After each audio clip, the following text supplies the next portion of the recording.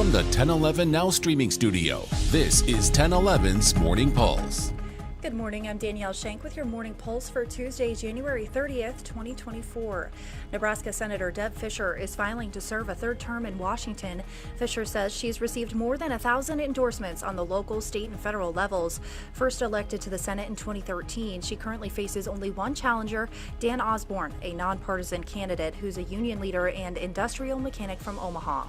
The primary is May 14th. Among the thousands of endorsements Senator Fischer is receiving, the Nebraska Republican Party is not one of them this year. 4 other members of the state's GOP congressional delegation also did not receive an endorsement from the state GOP.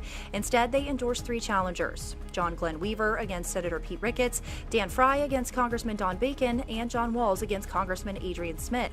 The committee also didn't endorse Congressman Mike Flood. As for the Nebraska Democratic Party, organizers are labeling the state's 2nd congressional district as a potential flip. The party is endorsing Democratic State Senator Tony Vargas for a second time as he aims to challenge Congressman Don Bacon, who's facing 2 other candidates in the Republican primary. Bacon won the last contest against Vargas by about 2.5 points, or nearly 6,000 votes. Happening today, a judge will hear arguments about whether 17-year-old Cody Hollum will be tried as an adult for sex crimes. Hollum is charged with 48 counts related to blackmailing girls with their nude photos. Hollum's attorney is asking the judge to drop most of those charges, saying they should be handled in juvenile court due to his age. This after the Hall County attorney downgraded some of those charges from felonies to misdemeanors. Back in Lincoln, police are investigating an online scam where a man promised he'd make money was conned out of more than $1 million. The 74-year-old man was convinced to transfer money with the expectation of receiving cryptocurrency in return. The man told police he befriended a woman in Chicago who persuaded him to do it.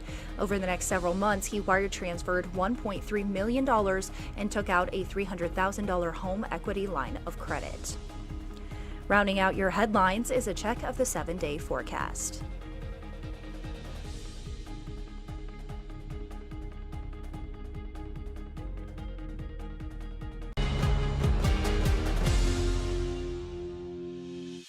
You've been listening to 1011's Morning Pulse. Watch, listen, stream on the 1011 Now app, on YouTube, or wherever you get your podcasts.